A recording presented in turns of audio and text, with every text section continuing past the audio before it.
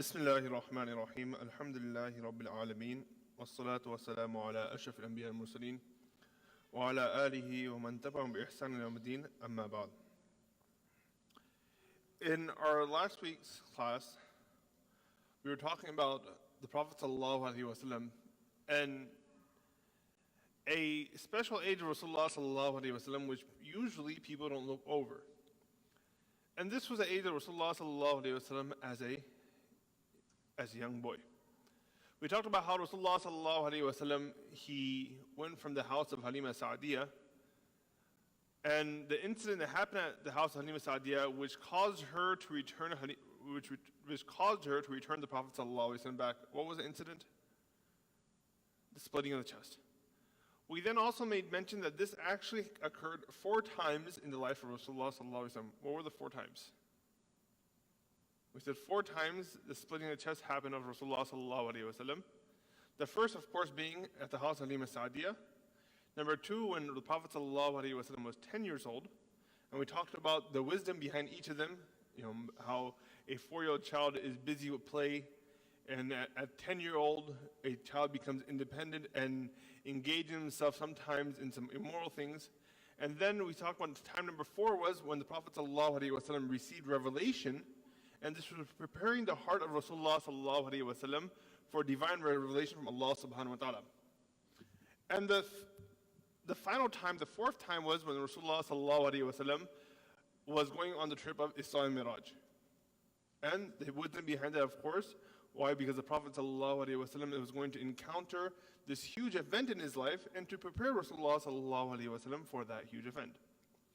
We then said that how after this, the Prophet ﷺ would return to his mother Amina, and he spent 2 years with Amina, and the main focus of this time was the connection that he had with his mother. How a 4-year-old child, 4 to 6-year-old child is very dependent on their mother. And they go to sleep and it's only Muhammad and Amina. They wake up, it's Muhammad and Amina. And he is the center of his mother's attention. There's nobody else. It's the undivided attention that he has from his mother. We then spoke about how when the Prophet ﷺ was 6 years old, his mother decided that, now that Muhammad's a little bit older, I can now take him to Medina. And what was the 2 purposes? We gave 2 purposes of the Prophet ﷺ going to Medina. What were the 2 purposes? One, that his father Abdullah, he had passed away in Medina to pay respect to his father. And number 2, Amina was originally from a suburb of Medina, Quba. And at the same time where he would give respect to his father, he would also visit his mother's side of the family, kind of get to know his mamus, his aunts, his uncles, his cousins. And the Prophet ﷺ stayed there for roughly about a month.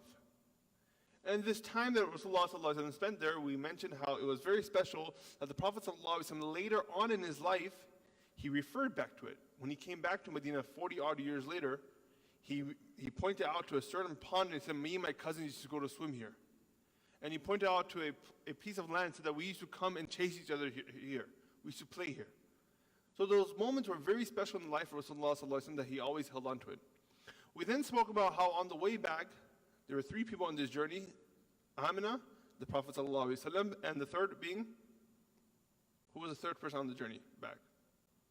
The Prophet ﷺ's slave lady, Ayman, and she was also one of the foster mothers of Rasulullah ﷺ, the nurse mother of Rasulullah ﷺ. And when they reach a place called Maqam al-Abwa, Amina, she breathes her last and she passes away. We spoke about in detail how the effect that this had on the Prophet ﷺ, putting ourselves in the Prophet ﷺ's feet, a 6-year-old boy who was born without a father, who built a relationship with a lady called Halima, then she left his life, and then he built a relationship for 2 years with his mother, and now she's leaving his life, and we put ourselves in those shoes of Rasulullah ﷺ, and imagine the words that Rasulullah ﷺ probably said to his mother, that mother, don't leave me, ma, don't leave me. I'm going to become a full orphan. And then Rasulullah ﷺ becomes a full orphan, and Ayman, she brings Rasulullah ﷺ back to Makkah al-Mukarramah, and the Prophet ﷺ, he goes under the care of his grandfather Abdul Muttalib. We talked about the time that Rasulullah ﷺ spent with Abdul Muttalib, and how the Prophet ﷺ, again, Abdul Muttalib being very old at the time, and some narration make mention he was around 120 years old.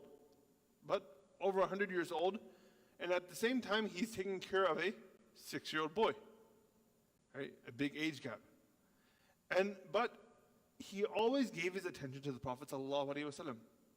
You know, I give the example that when our children go to our parents' house, when the children go to our grandparents' house, the first week, it's all fun and games and hugs and kisses. But the second week, you know, the noise starts to get a bit loud. You know, tell the kids to calm down, have them sit down. They're always running around. They're breaking this. They're going into this. But Abdul Muttalib, he didn't have any of this. He gave the Prophet ﷺ so much attention that when he would come home from work, the first thing that he would ask, where is Muhammad? Has Muhammad ate? And he would lay next to the Prophet ﷺ until the Prophet ﷺ would go to sleep.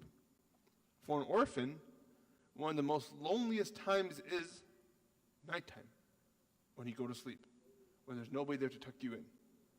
When all the kids are laying next to their mother and father and they're fighting over who gets to sleep next to Mama and Baba. For an orphan, that's a very lonely time. And Abdul Muttalib, he would lay next to Rasulullah sallallahu alaihi wasallam until the Prophet sallallahu alaihi wasallam was asleep, and then he would go to bed. We also made mention how Rasulullah sallallahu alaihi wasallam was given special privileges.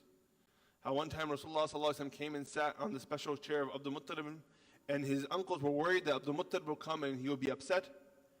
But when Abdul Muttalib walks in, he says, leave my son. Let him be. Let him sit there. And he comes and sits on the cushion, and he takes Rasulullah sallallahu alaihi wasallam and sits the Prophet sallallahu alaihi wasallam in his lap. We then mention of a person that came into Makkah al-Mukarramah and told Abdul Muttalib that this boy right here is something special.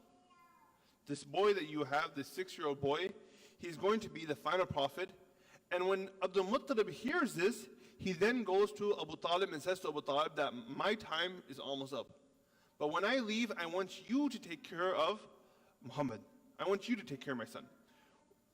I asked this question last week. Why did Abdul Muttalib go to Abu Talib instead of his other children? He had other sons, and some of his sons were rich. We talked about Abu Lahab. Abu Lahab was the treasurer of Makkah. But why did Abdul Muttalib go to Abu Talib and not any of his other sons?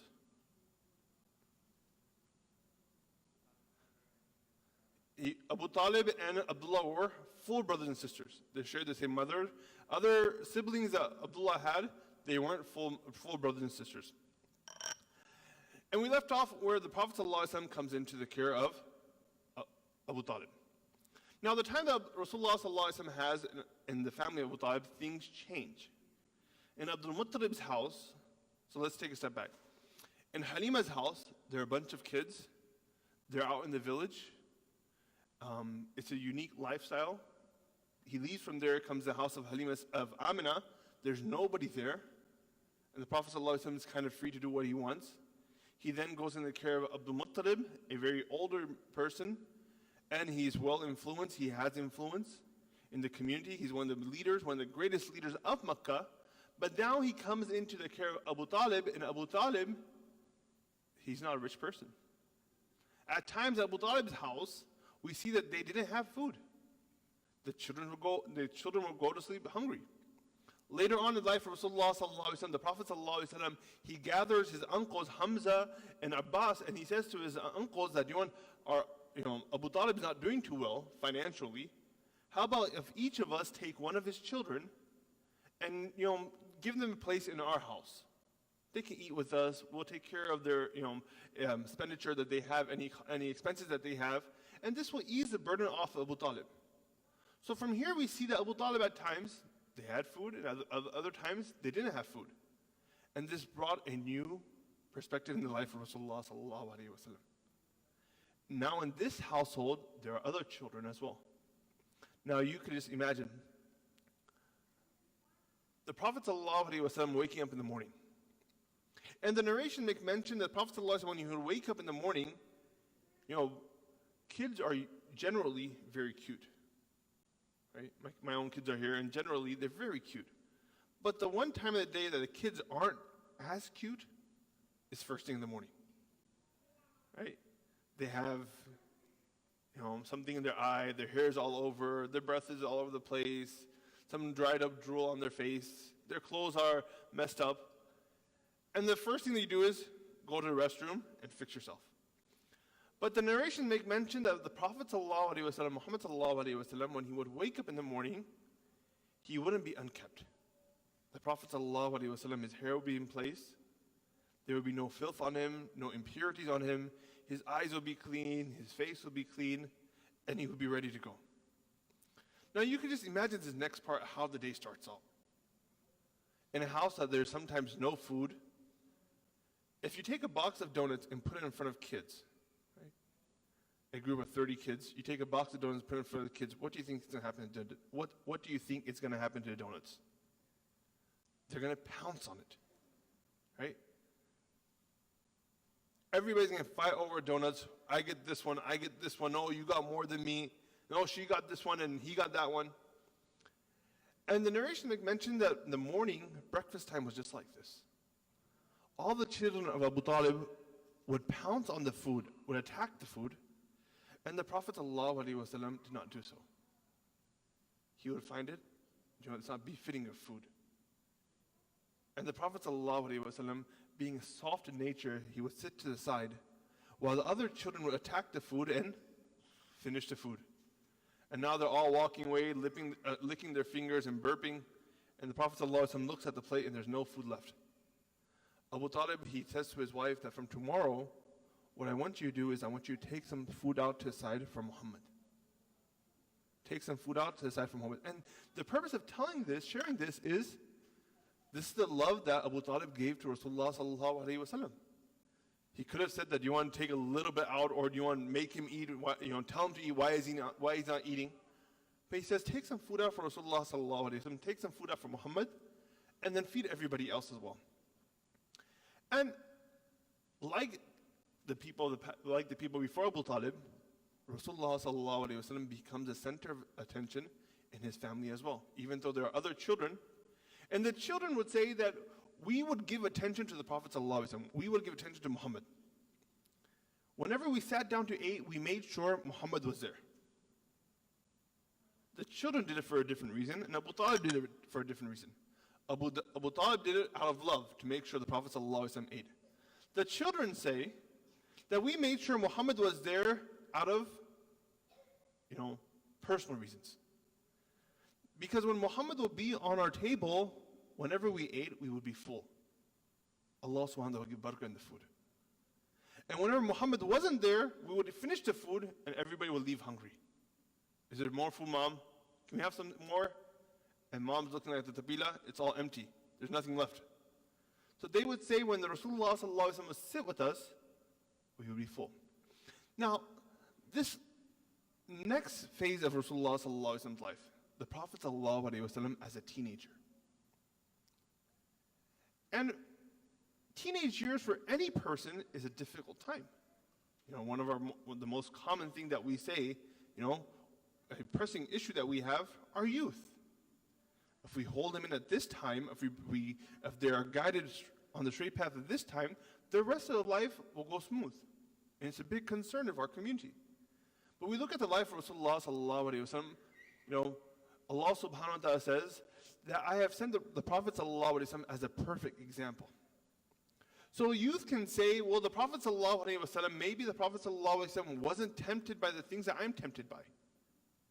Maybe the Prophet ﷺ wasn't exposed to peer pressure. One of my biggest problems is peer pressure. I know I shouldn't do it, but my friends are doing it. How can the Prophet ﷺ relate to something like this? Or, if my friends are out partying, and I want to party as well, but how could the Prophet ﷺ relate to something like that? The opposite gender. Drinking, partying, having a good time. Was the Prophet ﷺ ever exposed to this? And when we look into these years, we see the truth behind it. That Rasulullah ﷺ, he was exposed to it. The Prophet ﷺ makes mention that I could see the time that one time I was playing with the kids of Makkah. And they were playing some game that they had to move some stones and arrange it in a different way. And all the kids there, they would usually wear the common garb at that time was a piece of cloth that was wrapped around the lower part of the body, which is called izar, and in the subcontinent it's called lungi, just a piece of cloth that goes around the waist. And then they will have a second piece of cloth that will go around the shoulders. It will cover the top part and the bottom part will be covered. But for children, because of lack of finances, and at the same time, these kids could barely take care of clothes. If they were to pay for the clothes, the kids are going to go out and get dirty anyways. What they would do is they would wrap only one piece of cloth around the child, but not at the waist, a little bit higher by the chest. And the Prophet ﷺ says, I was playing with my friends, and we had to move these stones. And what some of the kids did is that they lifted their lower garment, putting these stones, these big rocks in the garment and carrying it like that, but at the same time exposing themselves. And I found this, kind of not appropriate. The Prophet ﷺ says, I took the stone, I put it on my shoulder, and I was carrying it. But then the other kids came and said, what are you doing? Look at this way that we're doing it. It's so much more easier. Why don't you do it as well? Peer pressure. The Prophet ﷺ, as a youth, as a teenager, he faced peer pressure. And the Prophet ﷺ said, okay, he gave in to peer pressure. Rasulullah ﷺ says that I was about to lift my lower garment and expose myself. As I was about to do it, I felt a slap on the back of my head. When I looked around, there's nobody there. And I heard the voices, lower your izar. Put your izar down. Right? So Allah subhanahu wa ta'ala here, He was nurturing the Prophet ﷺ, keeping the Prophet ﷺ away from things which would later on become haram, which would later on become immoral. A very similar incident narrated by Abbas radiallahu anhu. Abbas radiallahu anhu says that we were fixing the Kaaba. There was a storm and we were fixing the Kaaba, and everybody came to help out, especially the clan of Quraysh. And from Quraysh, the family of Abdul Muttalib. We got the first chances to move the big stones. And all the boys were coming, and for boys, it's a competition. Who can move the biggest stone? And the Prophet ﷺ, like the other boys, he wanted to move a big stone as well. And once again, these kids, they lower they lift their lower garment, and they're carrying these stones. And Rasulullah ﷺ, he was about to do the same thing, where the Prophet ﷺ said, I felt a strong push on my chest, and I fell to the ground. And Abbas, he's looking at Muhammad ﷺ, and he sees that Muhammad falls to the ground, and he's looking up to the sky, and then he comes to senses, and he says, where's my bottom cloth? Where's my izar? I was told that I have to wear it. Abbas says, at that time, I didn't tell anybody. Because if I told somebody, some people might say that, there's something up with this kid. Some voodoo, some magic, something, from the unseen is up with this kid. But later on, when the Prophet ﷺ became a prophet and Abbas accepted Islam, he then narrates his hadith, saying that this incident happened. One time, Rasulullah ﷺ's aunts from his family. The aunts, they would go to the place of worship, the temple, the Kaaba, to worship the stones, the idols. And they came to the Prophet ﷺ saying that, Muhammad, you never come with us. When we go to the temple, when we go to the place of worship, you never come with us. You never worship these stones. Today you're coming with us. And the Prophet ﷺ said, I didn't want to do it, but my aunts forced me into it. Something that the youth face all the time as well. Sometimes as a youth in our community, you want to be halal, but then your family pulls you towards haram. You yourself don't want to do something that's haram, but your family, the culture, society, pulls you that way. Rasulullah ﷺ says that I was walking into the place of worship. And as I got to the doorstep, once again, I felt a hard push on my chest, and I fell back unconscious. And when I came to senses, my aunts had already visited the temple, and everybody was back home. I was back home as well. And Allah subhanahu wa ta'ala protected me from doing something that will later on become haram and that will be bad for me. One more incident. The Prophet ﷺ, as a youth, Now, we made mention how Abu Talib, his financial situation wasn't the best. And the Prophet ﷺ, now in his early teens, he decided that I need to help out my uncle. Whatever way I can, I should help out my uncle. And the first job that the Prophet ﷺ had was, the Prophet ﷺ was a shepherd. And he was a shepherd for goats and sheep. Now, if you look at this first job that Rasulullah ﷺ has, in one of these, Rasulullah ﷺ says, every prophet before me was given the same job. Even, which prophet do we know that was a shepherd? Musa alayhi salatu wasalam. And being a shepherd teaches us a lot of good qualities. With a shepherd, and especially for goats and sheep, you gotta have patience, right? For maybe bigger cattle, you can take a stick and hit them with it, or kind of like kick them, or kind of be more aggressive. But with these smaller animals, you can't be aggressive. You gotta have patience. You gotta be aware where they're at. You know, if one goat's going over there, you have to quickly go and bring that goat. You can't slack off. There is no, let me just put the goats here and I'll go to sleep. You have to be on top of your game. So Allah subhanahu wa ta'ala gave this job to all the prophets before Rasulullah sallallahu alayhi wa sallam. And the Prophet sallallahu alayhi wa sallam took on this job as his first job to help out Abu Talib. Rasulullah sallallahu alayhi wa sallam makes mention. Narrated by Ali radiallahu ta'ala. Rasulullah sallallahu alayhi wa sallam tells us that Ali radiallahu ta'ala that one time I was with my co-workers, other boys that were out, grazing sheep, grazing goat. And they were telling each other about what they did the night before. That last night we went to this party, or we gathered around in so-and-so place, and we talked about so-and-so thing, and we talked about so-and-so thing. And they turned to me and asked me, Muhammad, what did you do last night? And Rasulullah sallallahu alaihi wasallam said, I went to sleep. Right? And a lot of our youth are faced with the same situation, where they go to school and their friends on the football team, on the track team, on the soccer team, they're talking about all the haram thing that they did over the weekend, and they turn to the Muslim kid and ask the Muslim kid, what do you do? I went to sleep. I watched TV with my parents. That's it. So they said to Rasulullah sallallahu alaihi wasallam that tomorrow you have to come with us. It's going to be a blast. Now usually when boys gather, or for that incident, any gender, boys or girls gather at night, they usually talk about stuff that is immoral, the opposite gender. The Prophet ﷺ makes mention that I came to the spot where we were going to sit down and where we were going to party the night. The campfire was lit. There were people that were yelling and screaming and shouting. And there were actually women that were there that were purchased to sing for entertainment. The Prophet ﷺ said, as soon as I sat down, and normally I became very sleepy. Like a ton of bricks hit me. I was completely fine before that, but as soon as I sat down, I just fell asleep. And the next thing that woke me up was the sun shining onto my face.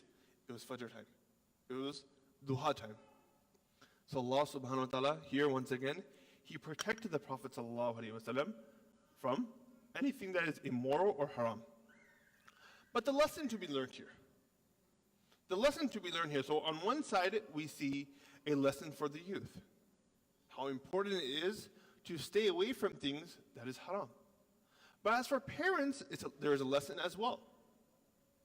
That as a parent, it's our responsibility on our children that we minimize their exposure to those things that are immoral and those things that are haram for them. If you let your child have a tablet and do whatever they want and don't monitor it, if you never go into the history of their YouTube and check what videos they're watching, and children might say, that's kind of invading my privacy. But if you don't do this and tomorrow your child is engaged in something haram, who's there to blame? Allah subhanahu wa ta'ala protected the Prophet ﷺ from these certain things. And as parents, it's our responsibility to protect our children as well. That we make sure our children are not exposed to certain things that they're not ready for. Now, the next part of Rasulullah ﷺ's life was the incident that happened when the Prophet ﷺ was 12 years old. Allah subhanahu wa ta'ala in Surah Quraysh, He makes mention, لِإِلَافِ قُرَيْشِ إِلَافِهِمْ رِحْلَةَ الشِّتَاءِ وَالصَّيْفِ. To bring the hearts of Quraysh together. إِلَافِهِمْ رِحْلَةَ الشِّتَاءِ وَالصَّيْفِ. What we did is we gave Quraysh 2 trips. Now the common understanding was, once a year people would go to Sham, to Syria, and they would do business there. People from all over would bring goods from their country and from their town, things that was specialized. Maybe in this one town, the specialty was a leather, or another town was pottery, another town was the shoes, another town was the saddle of horses. And they would all bring their goods to Sham, and everybody would do business there. But Allah subhanahu wa ta'ala says, we favored Quraysh, and we gave them 2 journeys. We gave them 1 journey in the summer, which was to Sham, and we gave them 1 journey in winter, which was to Yemen. Now, quick question. Why do you think the people of Yemen were open to do business in the winter? It makes sense to do business in the summer, right? The weather's good, people are traveling. Why do you think the people of Yemen were open to do business in the winter, where they wanted to have this smaller expo that come to our city, come to our country, do business here, right? Why were they open to this?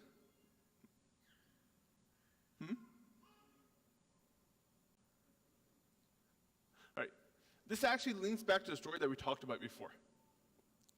You guys remember the story that we said about Yemen? Where was Yemen mentioned before? قُتِلَ أَصْحَابُ الْأُخْدُودِ. The king of Yemen who lit those huge trenches and threw everybody in there. Remember we talked about this in the first, second Seerah night? Right? When this happened, what happened to the economy? The economy was all the way down. To lift their economy up once again, they said, we're open to business in the winter. Come to us in the winter. So Quraysh had 2 trips. One to the summer, which is in Sham, and one in the winter. Why? Because the whole incident of Ashab al-Ukhdud happened, and the economy was down in Yemen, and to build that economy back up, they tried to do this, Kanisa, the big church, but that was burned down. So to rebuild that economy, they were open to do business in the winter. Now, when the Prophet ﷺ was 12 years old, Abu Talib comes to the Prophet ﷺ, comes to his family and says, I have to go to Sham, I have to go to Syria. A part of the summer business trip, I have to go to Syria. The Prophet ﷺ comes to his uncle and says, don't go. Don't leave me. Now can you imagine what this 12-year-old Muhammad ﷺ was going through? Where his uncle now tells him, I have to go. And those words for a 12-year-old boy who has gone through similar situations like Rasulullah ﷺ, what those words meant. Abdullah went, never came back. Halima went, never came back. Amina went, never came back. Abdul Muttalib went, never came back. And now Abu Talib, you're leaving? Don't go. Now Abu Talib was put in a very weird predicament. He had to go. Why? Because financially he wasn't doing well, and if he went and did business on this trip, it could probably set him up for a couple of months. Right? But if he leaves, he's breaking the heart of his son.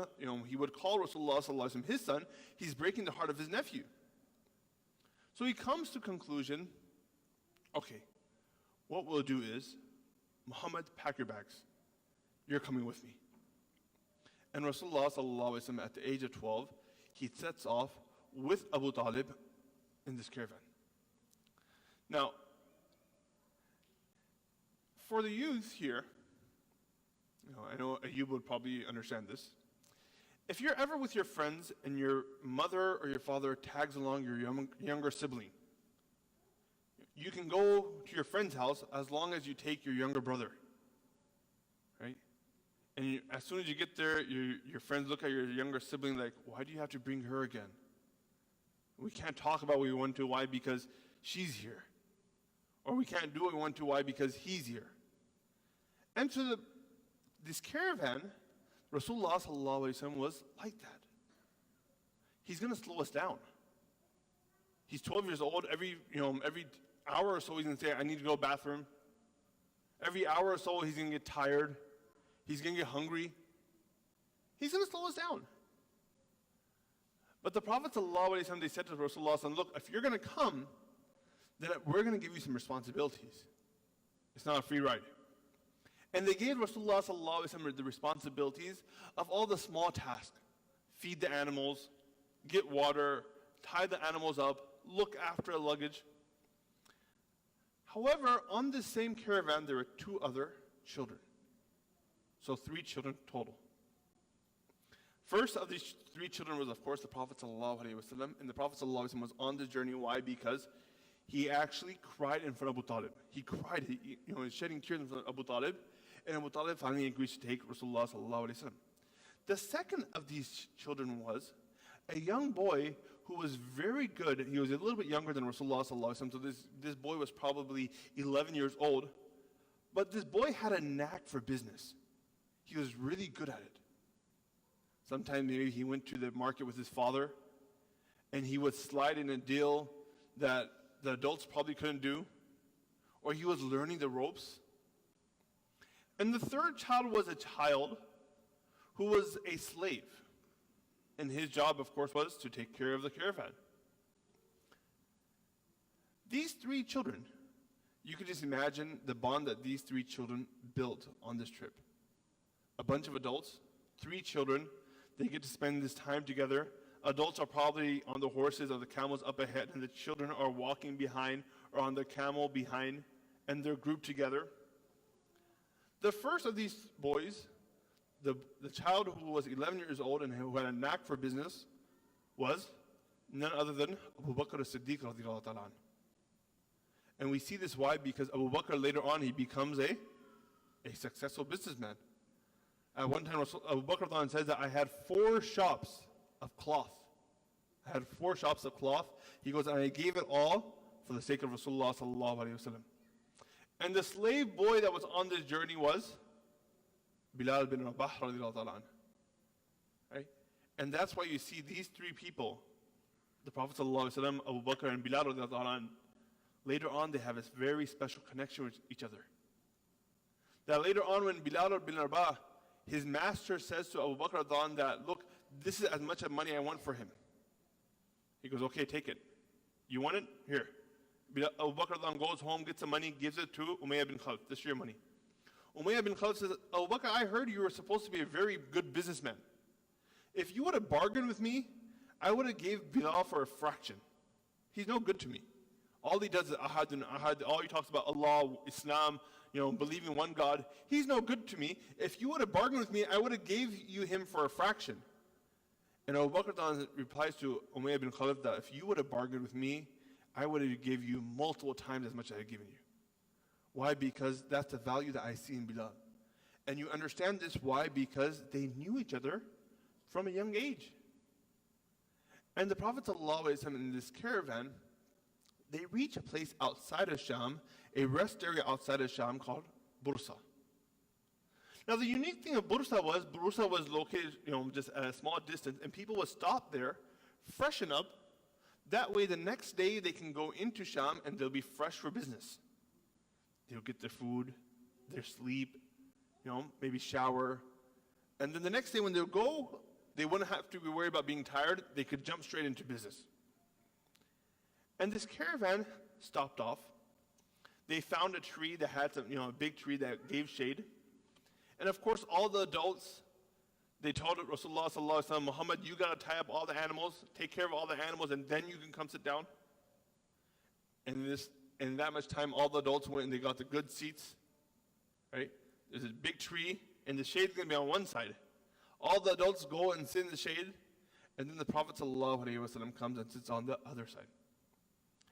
While this is happening, Bursa was also known for a monastery that it had there. Bursa had this special monastery, and there was a monk there by the name of Buhaira. Buhaira was the title of the monk that was there, is like the Pope. And this priest that was there, his specialty was research. He wasn't a people's person. He wasn't a person to give classes. He wasn't a person to give lectures. But his specialty was to look into the books, to research. He was a very academic person. He's up in his monastery and he looks out and he sees the pagans from Mecca and he's probably thinking to himself, these people that worship stones, they're here again. But then something catches his eye. As he's watching them, he sees that there's a cloud above this caravan. And as the caravan moves, the cloud moves. The caravan stops, the cloud stops. Now that they stopped, all the people, they go and move to a tree, but the caravan is still there, the cloud is still there on top of the animals. Then once again the cloud moves, and now he sees that there's a young boy who sits on a tree, who sits next to a tree, and the tree that's giving shade on one side bends over to the other side and gives shade on this side. And for him, this is something very special. He goes back to his books, he opens his book, what's happening here? Why is this tree moving like this? Why is this cloud moving like this? Is this the time? And this monk, Buhaira, he looks into the book and he understands that this time, this caravan, could possibly be the caravan which the Nabi of Akhir Zaman, the final prophet, comes in. So what he does, he tells his students that I need you guys to go and prepare a feast. Go prepare a big feast. And Buhaira, he goes to this caravan, he says to the caravan, guys, tonight, food's on me. Right? Big dawat at my monastery. Don't worry about food, I got everybody covered. And for a caravan, what's better than free food? For anybody, what's better than free food? And they, of course, take up the dawat, we'll be there. Buhaira, what he does is, when the time for dawat comes close, he stands by the door of the monastery. And as every single person enters, he welcomes them, and he monitors them. He looks them over. Next person. Next person. Until finally the whole caravan was in the monastery. But Buhaira was not satisfied. He goes to the people of Quraysh, says, is everybody here? Yes, everybody's here. He goes, no, there has to be somebody missing. This doesn't make sense. The person that I'm looking for, he's not here. Are there any kids missing? Yeah, there's one kid outside. He's taking care of the animals. Buhaira says, if you don't bring that kid, this dawat's over. Nobody's getting food. On your way you go. So the Quraysh say, okay, calm down.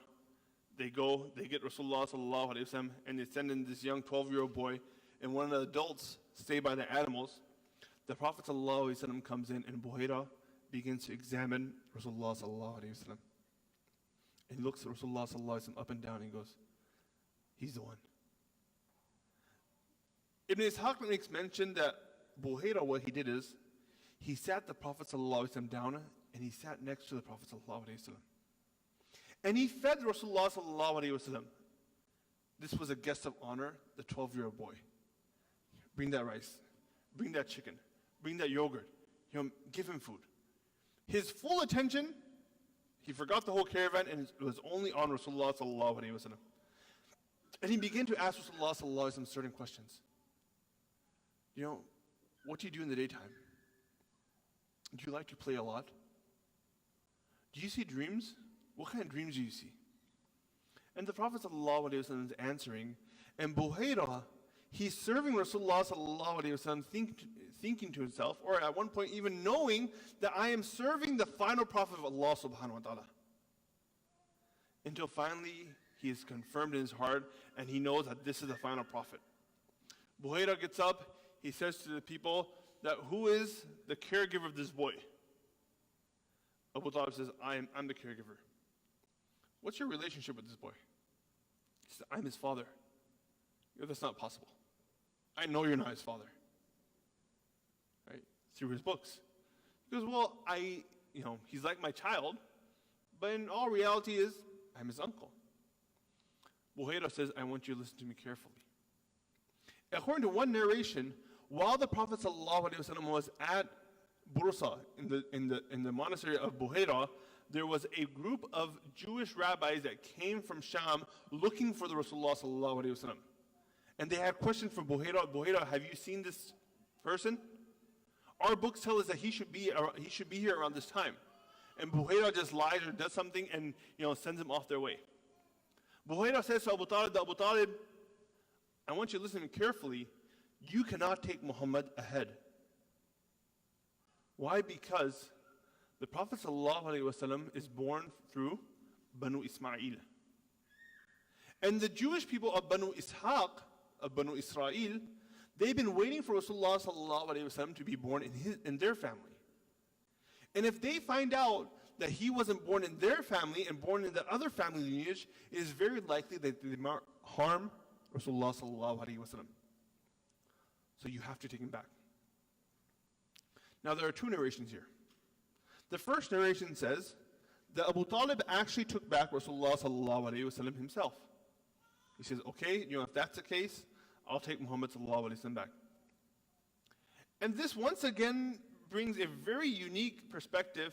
Why? Because if Abu Talib knew and he was willing to leave his caravan from Sham and come back to Makkah al-Mukarramah, and he knew that Muhammad was the final prophet of Allah subhanahu wa ta'ala, why did he not accept Islam? What stopped him? If he knew that this was the haqq, this was the truth, from the childhood of Rasulullah sallallahu alaihi wasallam, why didn't he accept Islam?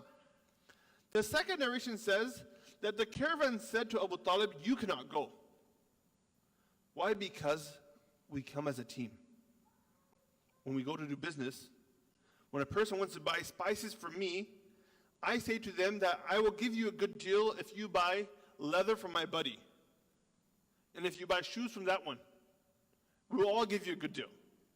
But if one piece of this team is missing, we're going to collapse. And the second narration makes mention that Abu Talib did not go back, but they paired up the three boys.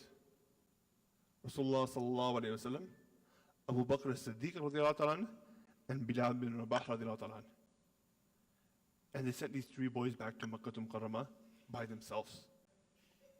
It was a famous route. It was a common route. It was a route that did not have any issues. There was no danger. And they sent these three boys back to Makkah al-Mukarramah by themselves. Now, according to this narration, the second narration, we then understand how the connection between these three boys became even more firm. And that's why when Rasulullah sallallahu alaihi wasallam takes Islam to Bilal radiallahu ta'ala, Bilal radiallahu ta'ala accepts.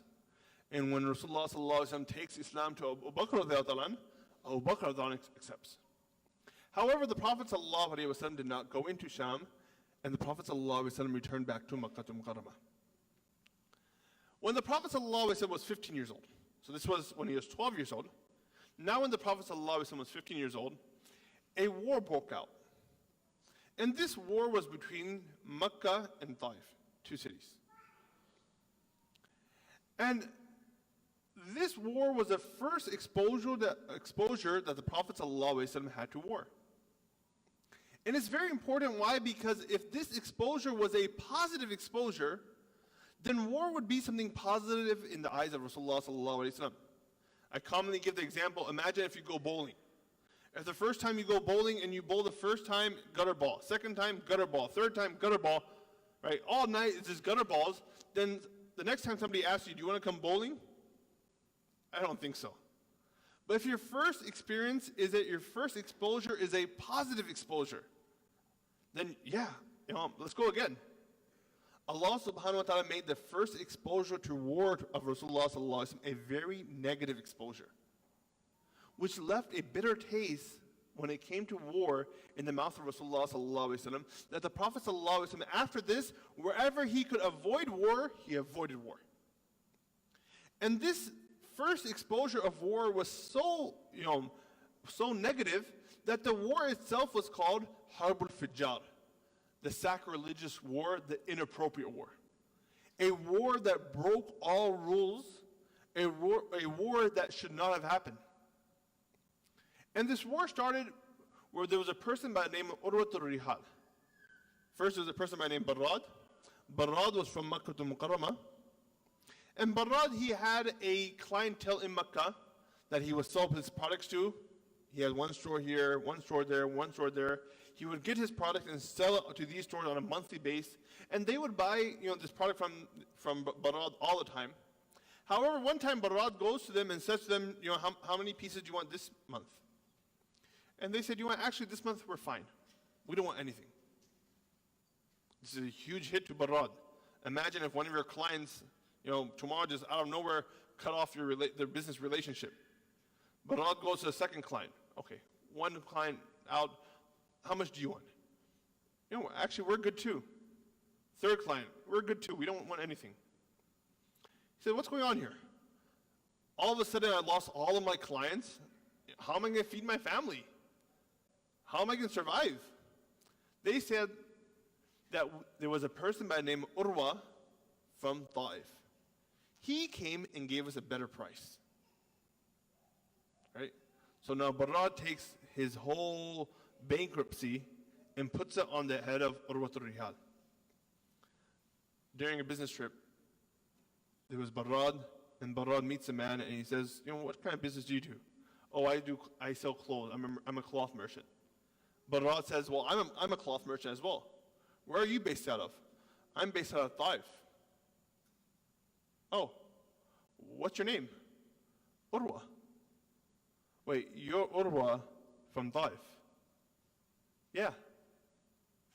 Have you started doing business in Mecca? Yeah, I recently got a whole bunch of clients. There was some other person that was selling the product for much higher. I undercut him, and I took all of his clients. Barad said that person that you undercutted was me, and you took all of my business. Barad pulled out his sword, killed Urwa. Now, first off, this murder should not have happened.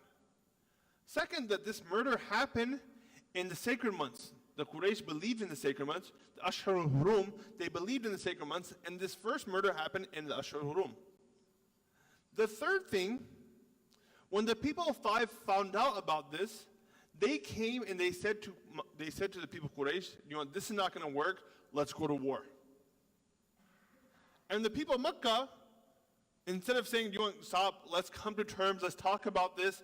If you want blood money, we can give you blood money. Hey, you want barad, we'll give you barad. Let's not go to war. But Quraysh said that, you want to step up to us? You want to go to war? Let's go to war. And this war lasted for 5 years. Tension between both cities. Whenever a caravan from Mecca would pass by Taif, it would be hijacked. Whenever people would walk from Taif to Mecca or past Mecca, they would be killed. For 5 years, this tension between the both cities lasted, and of course this was a very negative image in the Prophet ﷺ's eyes. This 5-year war, from these 5 years, only 5 days they were actually on the battlefield. The tension lasted for 5 years, but from those 5 years, they only came to the battlefield for 5 days. On the first 2 days, the Prophet ﷺ did not take part. However, on the third day, the uncles of Rasulullah ﷺ said, Muhammad, our whole town, the whole of Quraysh, the whole of Mecca is participating in this war. You have to come with us as well. The Prophet ﷺ says, I don't find this appropriate. Everything about this war is wrong. That murder should not have happened. It happened the wrong ones. Taif should not have came to Mecca, and Mecca should have came to terms. Everything about this war is wrong. But however, on the third day, Rasulullah ﷺ participated in the battle, and the Prophet ﷺ says that on the third day, when I participated in the battle, I did not fight anybody, I didn't hurt anybody. But my job in the battle was, I was a scavenger. The people of Taif were known for their archery. They were very good archers. And not only were they very accurate, but they did it in a very systematic ways, with different ranks. This rank would fire at this time, and while they're reloading this rank would fire. They did it in a very systematic fashion. And the Prophet ﷺ, his job was to go around the battlefield and look for arrows that were still serviceable, that were still usable. And the Prophet ﷺ would take the arrow and go to his uncles and give these arrows to them. After the 5th day, both sides understood that, look, we're losing way too many lives here. And all of this over what? Personal egos? All of this over what? One person getting killed? And they actually came to terms after the 5th day. But again, this was the first exposure of Rasulullah sallallahu alaihi wasallam, and the point that's very important to understand, this was the first exposure to the Prophet sallallahu alaihi wasallam when it came to war. It was a very negative exposure, and because of this, wherever the Prophet sallallahu alaihi wasallam could avoid war, he avoided it. He stayed away from it. For example, the Battle of Tabuk. The Battle of Tabuk actually never took place. Right? Wherever the Rasulullah sallallahu alaihi wasallam could avoid it, he avoided it. And the battles that actually took place, they were mostly defensive battles, where the Muslims were being attacked, and Rasulullah sallallahu alaihi wasallam and the Muslims were defending themselves. Badr, defensive battle. Uhud, defensive battle. Khandaq, defensive battle. So we see that majority of Rasulullah sallallahu alaihi wasallam battles were defensive battles, and even then, the night of the battle, and even throughout the battle, Rasulullah sallallahu alaihi wasallam, he spent his time with his hands up in front of Allah subhanahu wa ta'ala, making dua to Allah subhanahu wa ta'ala, asking from Allah subhanahu wa ta'ala. He spent his time in sajda, that, oh Allah, protect our people. Oh Allah, save us.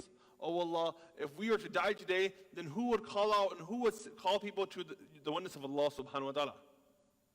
So from this we see that the Prophet sallallahu alaihi wasallam, a lot of people will say, how come there are so many battles in the life of Rasulullah sallallahu alaihi wasallam? Na'udhu billah, was the Prophet sallallahu alaihi wasallam blood hungry? Was he thirsty for blood? And of course we see that no, Rasulullah sallallahu alaihi wasallam was not. Why? Because even his first exposure was a very negative exposure. Inshallah, next week we're talking about the Prophet sallallahu alaihi wasallam as a businessman, and before that we'll talk about a unique pact, a unique oath that takes place in Makkah al-Mukarramah. Jazakallah khair. Assalamu alaikum wa rahmatullahi wa barakatuh.